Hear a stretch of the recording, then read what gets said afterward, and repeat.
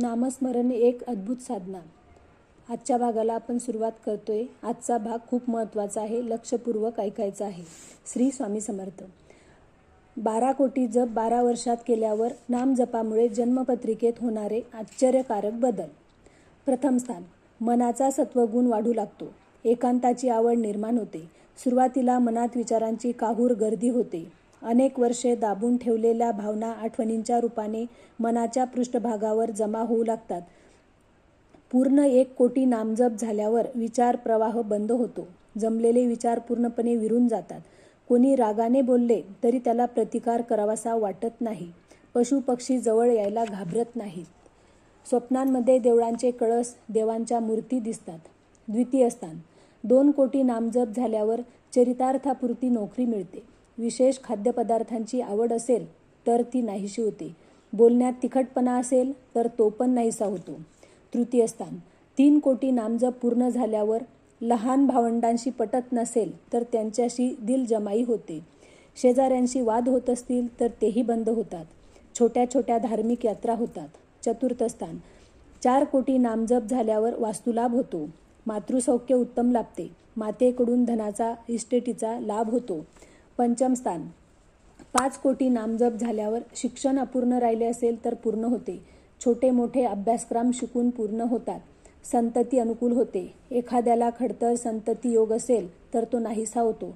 निसंतानालाही संतती प्राप्त होते. षष्ठ स्थान, 6 कोटी नामजप झाल्यावर कोर्टात मानहानीची, भांडणाची केस चालू असेल तर ती संपते. शासकीय नोकरीत बढतीचे योग येतात. शरीरात एखादा रोग ठाण मांडून बसला असेल तर तो हळूहळू हटू लागतो. त्यांची सुरुवात प्रथम भावापासूनच झालेली असते. सप्तम भाव, 7 कोटी नामजप झाल्यावर वैवाहिक जोडीदार पूर्णपणे अनुकूल होतो. कोर्टातील खटले संपतात. भागीदारीत व्यवसाय असेल तर तो भागीदार अनुकूल होऊन पूर्ण यश मिळते. अष्टम भाव, 8 कोटी नामजप झाल्यावर पत्रिकेत अपमृत्यूचा योग असेल तर तो टळतो. वडिलोपार्जित धन मिळायला अडचणी येत असतील तर त्या दूर होतात. मृत्यूची भीती संपूर्णपणे नाहीशी होते. त्याविषयी अधिकाधिक जाणून घ्यावेसे वाटते. नवम स्थान, 9 कोटी नामजप झाल्यावर दूरच्या तीर्थयात्रा होतात. अध्यात्माकडे अधिकाधिक कल होऊ लागतो. प्रत्यक्ष देवदर्शन होण्याचे संकेत मिळू लागतात. परोपकार करावासा वाटतो तसा तो घडतोही. हातून दानधर्म होऊ लागतात. दशम स्थान, 10 कोटी नामजप झाल्यावर नोकरी व्यवसायात अधिकाराचे योग येतात.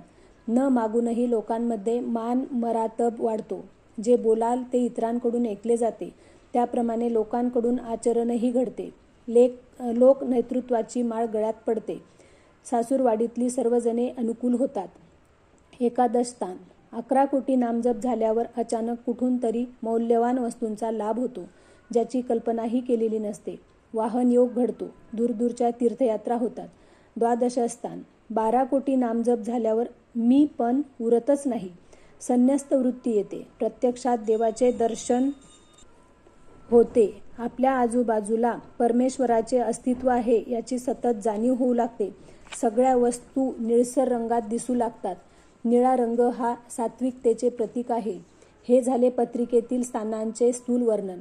पण या व्यतिरिक्त ग्रहांच्या परस्पर युती विरोधातून जे योग होतात तेही नामस्मरणाने संपूर्णपणे नाहीसे होतात. नामस्मरणापुढे ग्रहांचे काही चालतच नाही.